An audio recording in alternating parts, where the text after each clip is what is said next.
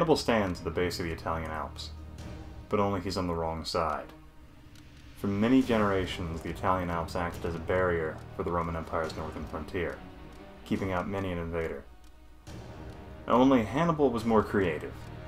He stood there staring at the obstacle before him, and he uttered the words, "I will find a way, or I will make one."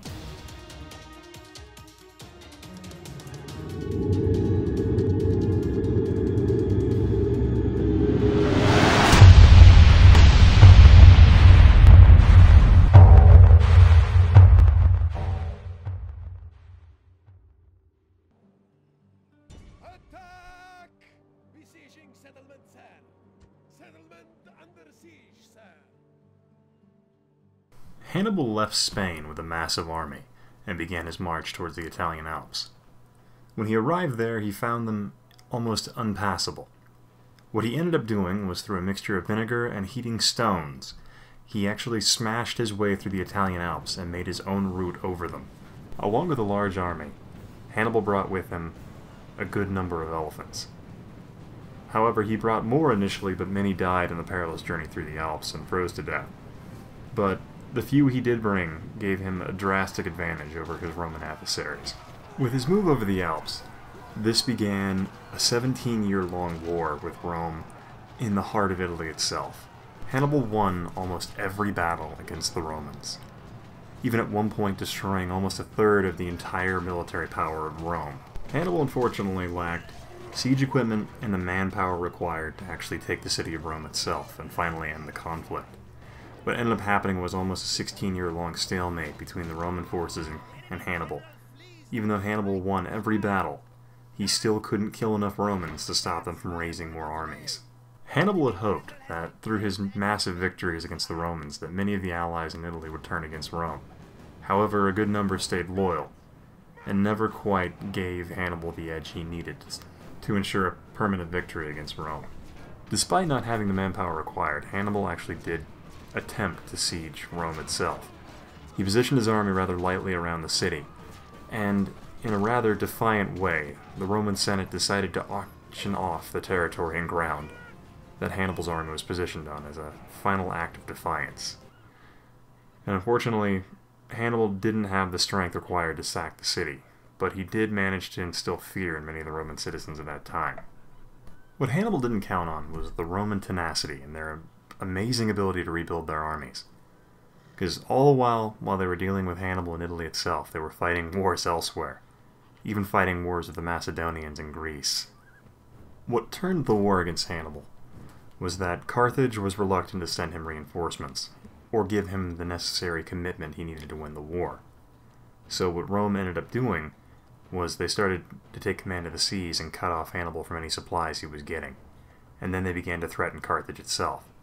So upon hearing this, Hannibal returned home, and for the first time in his career, he was actually defeated at the plains of Zama by the Romans. At the Battle of Zama, Hannibal's army outnumbered the Romans by about 5,000.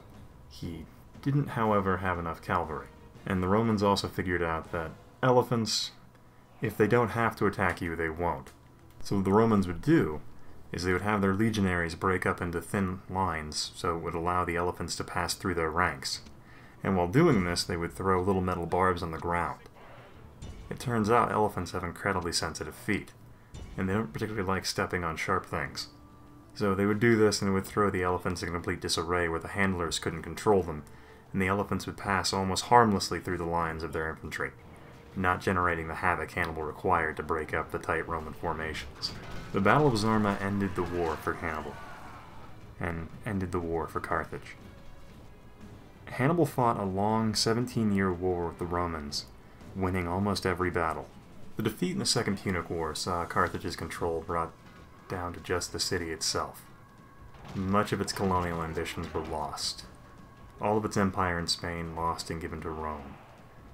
And the Numidians, who had been almost an ally and a client state, then turned and found Rome as their main supporter.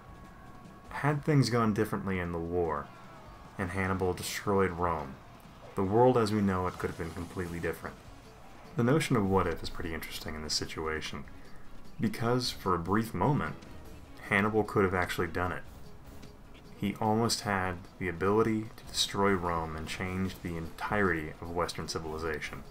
For a time, Hannibal was defeated, but he didn't allow that to stop him, however. He did again rise to prominence when the Carthaginians stayed and ruled the city for a period of 5 years, until he was betrayed and he was forced to flee the city in fear of being captured by the Romans. So he spent the remainder of his life being a mercenary general for hire, helping other kingdoms attempt to resist the Romans. Until in his last days, he was cornered, and instead of allowing the Romans to take him hostage and basically parade him around like a captured beast, he decided to end his life, forever denying the Romans that one last taste of victory.